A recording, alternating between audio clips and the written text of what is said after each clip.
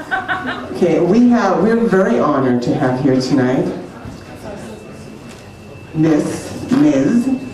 Libby Davies.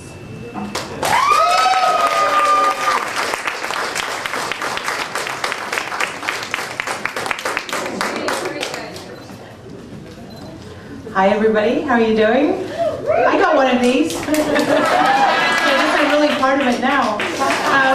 Well, I have to say that this is a lot more fun than being in Parliament.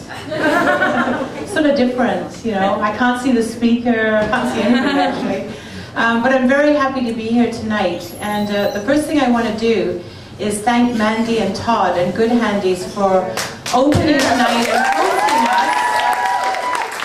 I'm sure they had a busy week and they're probably tired, and the fact that they have hosted us at this event tonight I think is really important. And as you heard from Alan Young and from Valerie Scott, we have this really, really important legal challenge that's coming up. I'm a member of Parliament. I might be the only member of Parliament who's ever showed up here, but I don't think I'll be the last. But I represent the riding of Vancouver East in British Columbia. And when I first got elected in 1997, I learned very quickly that the issue of the sex trade and what was happening to sex workers was a huge crisis in my riding.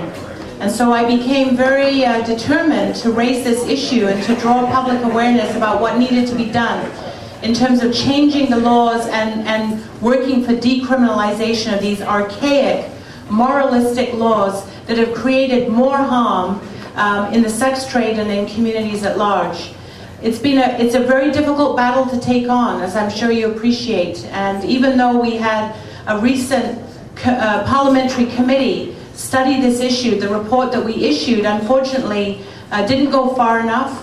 And even if we had been able to come out with a report that called for full decriminalization, we're facing a conservative government that is going in the opposite direction, and their agenda is very much about a crime agenda, law and order, enforcing moral views and attitudes on people.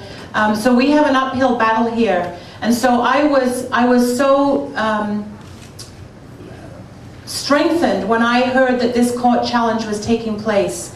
And I really want to tell you folks who have come tonight to thank you for being here, but to let you know that the lawyers, the law students who are involved in this are working for free. It's a pro bono case.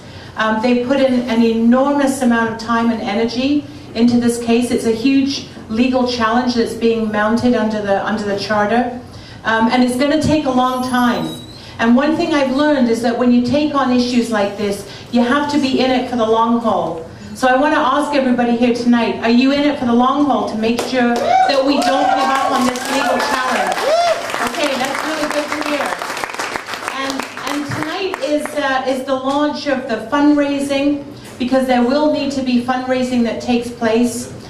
So again, you know, hats off to Mandy and Todd and everybody at Good Handies for showing their generosity and their commitment to this issue for rights and safety for sex workers right across the country.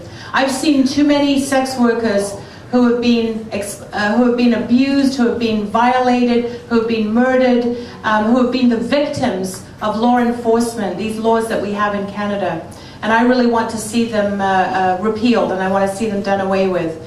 So I'm very glad to be here tonight to be part of what I think is a really broad and strong effort. It involves academics, it involves sex workers, it involves people in the media, it involves people like myself, elected representatives. There's a whole diversity of people who are involved in this challenge, and that's as it should be, because I think with that kind of diversity and the different voices, we add a strength to the case. So it's about a legal challenge, but it's also about raising visibility in the community, in the public, in the media, about what happens to sex workers, how they don't have rights, that all of us as Canadians, you know, we assume and we expect that we have. So there's a lot of issues at stake here.